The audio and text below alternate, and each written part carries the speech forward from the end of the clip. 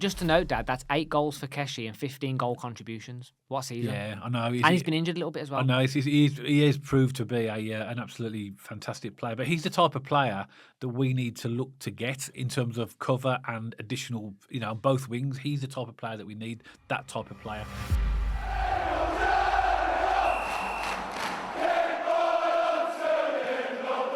So welcome back to BCFC Royal Blue. And on Tuesday evening, Birmingham City beat Bristol Rovers 2-1 in what I think most Blues fans would admit was a bit of a steal. But fair play to Bristol Rovers. That was not the same team that we saw just before Christmas. They were aggressive, they pressed as well, but thankfully we still managed to get it over the line. And this is the sign of what a quality team does. We still find ways to grind out and win and get us over the line. So, Dad, Bristol Rovers 1, Birmingham City 2. What were your thoughts? Well, I think you summed up the whole podcast in your intro. But we did predict this. If you look at our preview video, we both predicted a 2-1 victory to Blues, so we both got that right.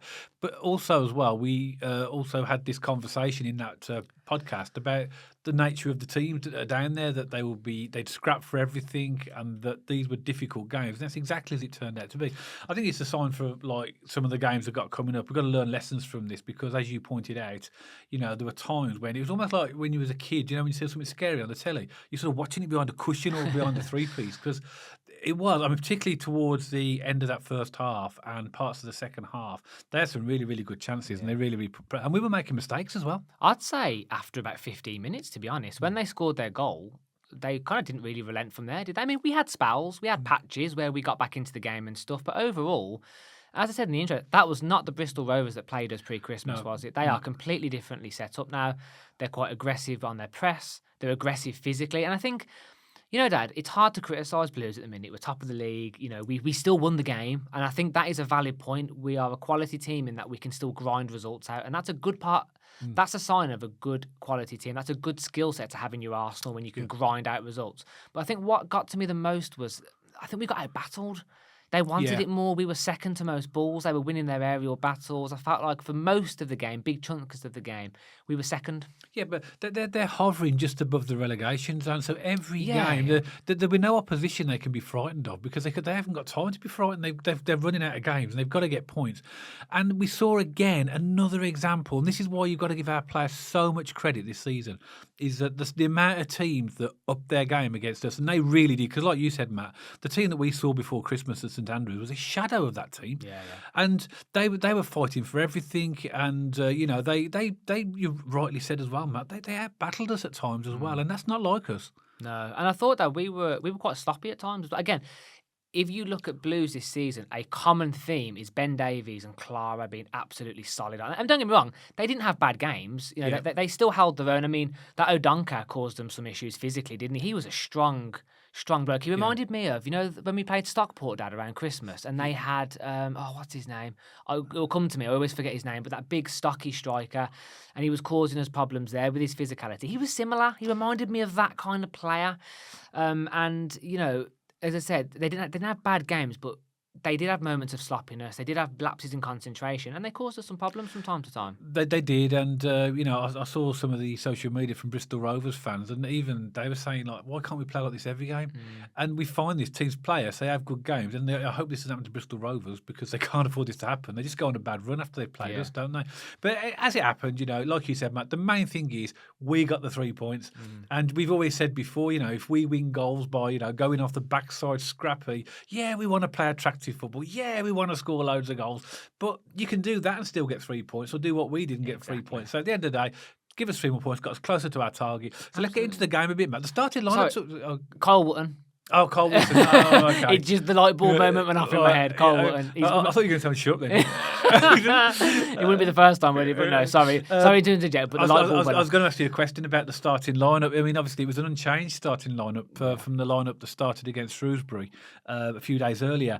And did that surprise you? Because we did see talk in the pre, and there was a lot of talk on social media about whether there would be any sort of moving around or rotation. Well, in the pre-match video from Memory Dad, we were talking about Stansfield and May, and then we were talking about whether Hansen was fit enough. Obviously, he wasn't. We realised that when we got to the game, but then we were talking about switching around Dowell and Williamson a little bit, weren't we? And then May and Stansfield was the big question mark. But no massive surprises. I think Chris Davies has shown that he doesn't rotate unnecessarily this season. And yeah, there was no massive surprises for me. And to be honest, I was quite happy because I think when you get a consistent team, you get consistent results, don't you? And you know, we showed that by grinding it out in the end. But yeah, no surprises for me from the starting lineup. The only I suppose surprise was that Hansen wasn't even on the bench, and I think that's Injured though, because, isn't he? but we didn't know that, did we? No, Well, no. in fact, I don't know what the nature of the injury is, but he's proven to be a bit of an injury-prone player, isn't he? Because we've seen it, particularly we've had glimpses in the last few games that he's played that he's got the pace and he's got the skill. But of course, these players need to stay fit, and obviously, we'll find out what the extent of that is. And also as well that brought Pake back on the bench, back into the team, which was good to see. But Leonard's maintained his place, didn't he? And I'm jumping the gun here, Dad, because we'll go through the game, not in chronological order, but in a bit more of a order in a minute.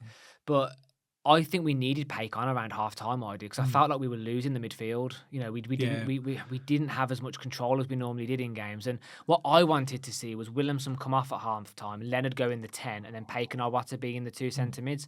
I thought the game personally was screaming out for that. But let's get into the fine details of the game, Dad. And actually, I thought we started really well. We did start well. The first 5-6 minutes, actually, we were on top. Yeah. We got the goal, which we'll discuss in a second, and we were causing them problems. They looked really nervous at the back, didn't they? And I think that because they came off the back of a 2-1 home defeat in their previous game to Mansfield, and I think the nature of that defeat, the Bristol Rovers fans were saying that again. Obviously, they made mistakes, poor defensively. So conceding that early goal for them could have resulted in a collapse. But fair play to them, it didn't. But it was a good goal, wasn't it, from Keshi? Great goal, yeah. A great ping over from the right-hand side from Dow. I love the way Keshi just took the one. And by the way, Keshi was the standout player for us, I thought, in that game. And Allsop. I think Allsop has had better games, if I'm honest. He weren't bad, but his distribution was okay. But at times it was wayward, which is not like him. He wasn't the level of consistency. I don't think. I mean, you may disagree, but I thought it was decent. Yeah, maybe I'm being harsh, but I just there was a couple of times he booted the ball out and he didn't quite get to. He did do some good distribution, but not at the consistency. I'm more talking about the saves he made. You know, because he kept us in the game. He tipped that one onto the post. Yeah. He had a couple of good saves. I'm talking about distribution, not the saves. Isn't that funny, Dad? Allsop's distribution's that good. As soon as we talk about a good or a bad game, you just go to distribution. I know, yeah. But no, I was talking about his all-round package, to be fair, in terms of shot stopping. But anyway, sorry, got distracted. Yeah, but Keshi, I mean, he just took the ball down. He just dinked it to the right, and then obviously just curled the ball in. It was a fantastic goal. I thought it was Huddersfield 2.0, Dad, because it looked like he wanted to shoot it quickly, just like he did at Huddersfield. But with Huddersfield, he pinged it sort of like near post, whereas this one he went across the keeper. Yeah. But still, what a player he's proven to be this season. Can you believe he started off on a trial? Yeah, I know. He's one of the old guard, isn't he? That was there. Last season, the relegation season, but it was a good goal. That got us 1-0 up, and we thought, here we go. Yeah. Just to note, Dad, that's 8 goals for Keshi and 15 goal contributions. What season? Yeah, I know. He's been injured a little bit as well. I know. He is proved to be an absolutely fantastic player, but he's the type of player that we need to look to get in terms of cover and additional, both wings. He's the type of player that we need, that type of player. And then after that, sort of, we did have a bit of a spell, but soon after the goal, soon after our goal, they started to sort of. But I think a lot of what happened was because we were making mistakes because they were pressurising us. But they had a chance as well when they thought they'd equalised when Odonka went through, and he was clearly offside. He was offside. But the assistant referee put the flag up, and that was a warning shot. It was a warning shot, and there was a warning shot before that, I think, or after that, before the goal, and then you just felt the pressure coming onto Blues, didn't you? You felt the tide slightly turning. They started to get a bit of momentum. You could hear the crowd picking up. Yeah. Everything started to move in that Bristol Rovers way. And then they equalised, don't they, Dad? You can tell, can't you, Matt? I mean, the way games go is we take the lead, so we're on the up, and then suddenly, particularly when you're the away team, if the home team get a bit of momentum, everything changes because they get the confidence, the crowds behind them, like you mentioned, and the game can turn. And that's what happened here. It's why we're unbeaten at home, Dad. Yeah, I believe. Yeah, because we've got a capacity of nearly 30,000, and we sell it out most weeks. A lot of League One teams aren't used to that sort of level of intensity. And when we get behind the boys at St.Andrews, it really picks them up, doesn't it? And we saw that for Bristol Rovers as well. And then their goal came, and I was really disappointed with the goal. Firstly, there's a question mark. Was it a free kick? It was a very light free kick. Iwata was adjudged to have fouled the player. But regardless of that, we got to defend better than that. To me, that goal was almost a carbon copy of one of the goals we conceded at Shrewsbury. They knocked one into the near post, and he pinged it back, and he headed it in. Exactly the same. Why haven't we learned from that? What was disappointing about that was we can't rely on referees at this level. Okay, they're going to give bad decisions. We know that now. You have to defend better than that, regardless of the decision. I believe it was soft. The referee blew his whistle. It's a free kick. We crack on with it, don't we? Yeah. And you have to defend it. And what I thought was disappointing, there was 2 men free at the back post, and then when it came across, there was 2 men free in the middle. I know. We were completely switched off for that goal. Because the Blues players loaded the position where they thought the ball was going. Now, all you need really is like a Clara or a Davis to anticipate the ball on the far post, but keep defenders along the goal line. And that wouldn't have gone in, but they were just so disappointing, that was. And of course that got them at a 1-1. Fair play to them. I mean, it was obviously a well worked move. But then they had another chance as well when Soterio brought a save out of Allsop. Again, another free kick. Again, we seem to be struggling on set pieces where they took it quickly and Shaw slid the ball through to Soterio. And what were we doing? And that's the one that he shot, and Allsop got saved and it pinged onto the post. That could easily have been. They hit the bar as well, didn't they? Was that before, after this? Or... Oh yeah. They did actually. Yeah. Yes, that's when Cochrane had the ball on the right, and he for some reason he pinged it across our own box, and their player headed it, didn't it? And it fell, just pinged perfectly for I think it was O'Donker. I think it was O'Donker. It was O'Donker, and then he got the header in, and then he collided with Allsop. Then it hit the crossbar, and we managed to clear. Now, I would suggest that in some matches, some referees would have given a penalty to them for that. Do you reckon? Because he could have adjudged that Allsop had impeded him. But I think the reason he didn't is because O'Donker actually made contact with the ball first, so he had his chance, if you know what I mean. Okay, but you know what the referee's like at this level? I know, don't give him a chance. No. In fact, we can come on to this, but in the second half, I thought they were going to get a penalty when Clara sort of showed up. We'll come on to that later. But yeah, you're right, Dad. Then they started to get a few chances. I mean, you like O'Donker, don't you? In terms of you like an old school physical kind of striker, don't you? Like Cole Woodson, like O'Donker, like that guy for Sheffield Wednesday that we were linked with, who they ended up signing in the end. Ugbo, you like those kind of players, don't you? Who physical and can cause the centre half some problems. And fair play, Dad. If we're going to call it, O'Donker had a good game. I thought he caused us quite a few problems. I think I mentioned this earlier. He was sort of quite physical with Clara and Davies. And if you can mix it up with Clara and Davies, you know you're a physical striker, don't you? I think as well with them, with the Bristol Rovers forward line as well. They also had a bit of pace and a few little tricky players, and they caught us out a few times as well. But we've got to learn from this because obviously we're going to be coming up against different teams for the rest of the season and for next season, and we've got to cut them out. We can't let players In fact, Dad, we're playing teams a lot more closely aligned to Bristol Rovers than we will be Wrexham and Stockport, and we're playing teams down the bottom half now, so we're going to have to get used to this scrappy, up in the game, last hurrah of the season kind of performances. And fair play to Bristol Rovers because, as I said, they did play well. They caused us some problems, but what I was disappointed with in the first half, especially, was that lack of physicality and that lack of. I think it's sloppiness as well. It was sloppiness. I don't know if there was a problem with the pitch. I don't know. It looked okay, but it did look a bit of a pudding in places. But it looked an okay pitch. But it's worse. But one thing I noticed as well, and if you look back at that game as well, the amount of times that even our players were actually keeping the ball in. We like to play on the floor. On the pitch, on the grass, but the amount of times the ball was in the air, either headers or looping it up, it was probably more than I've seen it in a lot of games. And maybe that's because of the Northampton game, because the pitch was rubbish at Northampton and we still played out from the back. Do you think Chris Davies maybe thought, okay, well if it's bobbly, let's not risk that? I think so. And don't forget, with them having home advantage, they're used to the pitch as well. But second half started, and we had a good chance with Keshi Anderson. He had another good shot that the goalkeeper he went through. And the goalkeeper saved. He was quite tricky, wasn't he? Yeah, Keshi.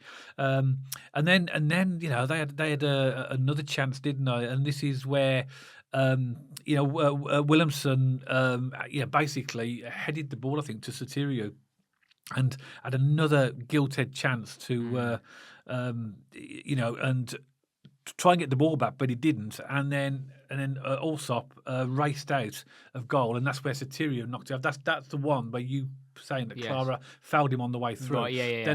Then it went through to Sotirio. Should have scored. He should have scored, but he knocked it over the bar, and that's because Allsop came out fast Yeah. and would have put him off. I think as well, if Allsop, if Sotirio hadn't got the shot off, I think he would have given a penalty for the first challenge. But I think the referee said, "Well, you've had you had the advantage of losing the ball there, and you." Well, Clara on that guy in the box was more of a foul than a Wata for the free kick that led to the first goal. Yeah. Again, the refereeing is just a bit all over the shop with their consistency. That's what I'm saying. Isn't it? It's unpredictable. But like you said, Matt, what we can't do is we can't take the chance that the referee is going to, give a decision in our favour. So you do take a risk, like Clara did, doing those type of challenges in the area. Yeah, you do. Because if that was us, you'd be saying that should have been a penalty. Yeah. Because I would. Yeah, same. I'd be saying it was a penalty. But so they again had another chance as well. But we kept going and we tried to play our football. And eventually we did get our second goal towards the end of the game, and it was Stanhope again from the penalty spot. And it was a penalty. You could say I think Cochrane took the throw in quickly, which caught them out, and Stansfield had the ball on the goal line, tried to cross it, and I think it hit their hand. Do you know what helped as well, Dad? About 7 of our players almost jumped to say, handball. And the referee was in a great position. Yeah, exactly. He was on the edge of the box, wasn't exactly. he? The ref was in a great position. They all protested, and it was a penalty. When you watch it back, it was. But I think they'll feel hard done by just overall with the game. But good penalty by Stano, steps up, and I felt like it took forever. The referee, did the goalkeeper decide to do his boots up or do something silly? I don't think he got booked for that, but the referee had a word with him because they all do it these days. And apparently, obviously, because we were watching it on telly like most of the Blues fans, they're using the dark cards, Bristol Rovers. They were trying to intimidate Stansfield, even though Alfie May had it. They were still going after Stansfield because they probably knew he was going to take the penalty. And Chris Davies said this in his post-match interview that the referees have to protect players. It doesn't just happen to us; it happens to everybody. He said, the referee needs to be more vigilant and aware, and they need to start booking players if they're going to start hassling players. I mean, it is gamesmanship. To be honest with you, Dad, I don't mind that sort of stuff. That's been going on for donkey's years. I mean, there is a line. Whispering in the players' ear, a bit of banter, maybe. You're going to miss or whatever. Fine, but scruffing the penalty spot and doing your boots up, that takes it maybe a bit too far. There is a line that you do cross, but I don't mind a bit of gobbiness between the players. I think that's part of football. Fair enough. I quite like that, but it's when it goes a bit too far with the, as I said, time wasting and the scuffing and I mean, they didn't do that, by the way. I'm just making a point that teams do that these days. And but we won the game 2-1. I think all Blues fans would agree that for us, that was a good 3 points because it was a scrappy game for us. We had a lot of players. I mean, I've listed a few players who I don't think had good games. Again, I think Allsop, his saves were really, really good, but I think some of his distribution was a little bit wayward. I thought Cochrane had a poor game. Awata had a poor game. Dowell had a poor game, and Williamson had a poor game. I think when I say a poor game, I mean they weren't at the levels that they need to be at. They weren't. So that's basically I've just named half the team. And Dad, there's 2 real key players in there which I really want to highlight because we noticed it big time. Williamson and Dowell. There are 2 arguably biggest creative players because we had Keshi Anderson firing on all cylinders, so he was the one shining star. So we had that. When Williamson and Dowell both aren't firing, we're not creating any chances. We can't get any foothold in the game. Yeah. And I did feel really sorry for Stansfield. And I get it, Blues fans. Stansfield isn't the golden boy who's completely immune to criticism. If he has a bad game, we have to call it out.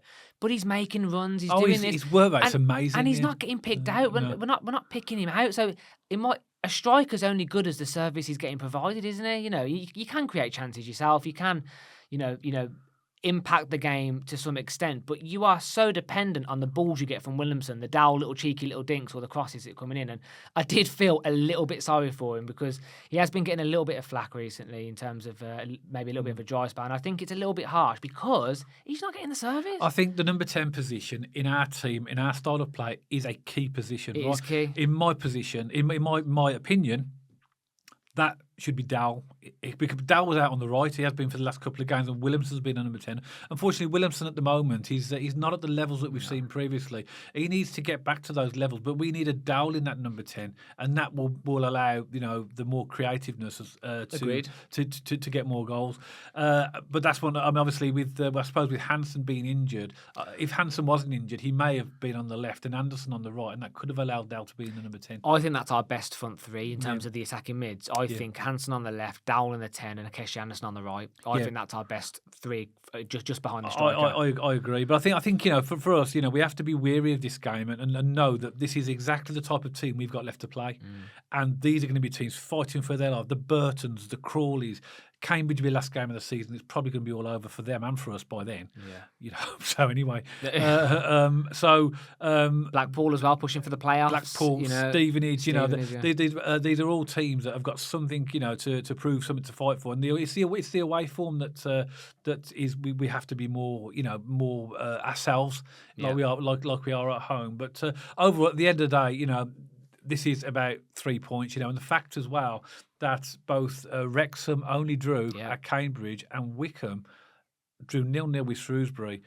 That staggered me. That did. And when I looked at the stats for that game, they had something like 30-odd shots, didn't they? So Wycombe did. And I think it was something ridiculous. Anyway. But overall, the main thing for us is now that it means that we need 8 points to win the title and to be confirmed as promoted. And those 8 points don't need to come from us as well, because every time that Wycombe or Wrexham drop points, and they will, I'm pretty sure. They're going to drop points. Night. They're going to drop points. That reduces our total. So this isn't going to happen, but there is a possible scenario we might not need any more points, because if any one of those drop 8 points, any one of them drop 8 points, we would be promoted. And we know we're going to pick up some points for the rest of our games. So it's just showing you basically how close we are. Yeah, I know. It's so close. You just want to get it over the line, don't you? Yeah. It's like an itch you can't scratch. Yeah, exactly. You just want to get it done. You look at the other results, look at that league table, and you think, we've just got to keep going, and we're not far off. I'll end it how I started, Dad. And teams that win leagues, teams that win cups, they win when they're not at their best. And we certainly did that last night, Tuesday night. So we'll take the 3 points and we'll run and go to the next game. Exactly. But as always, Birmingham City supporters, we would love to hear from you. Please let us know your thoughts in the comments section below. And maybe you're a Bristol Rovers fan. Maybe you watched the pre-video. Maybe you've tuned in for the first time. Please let us know your thoughts as well. And if you haven't already, please check us out on our social media channels. We have an X page, we have an Instagram page, and we're also over on Spotify, so you can listen or watch us over there as well. And if you haven't already, don't forget to subscribe to the YouTube channel and press that bell notification as well, so you get notified every time we post a video. And myself and Dad will see you on the next one, all about Birmingham City.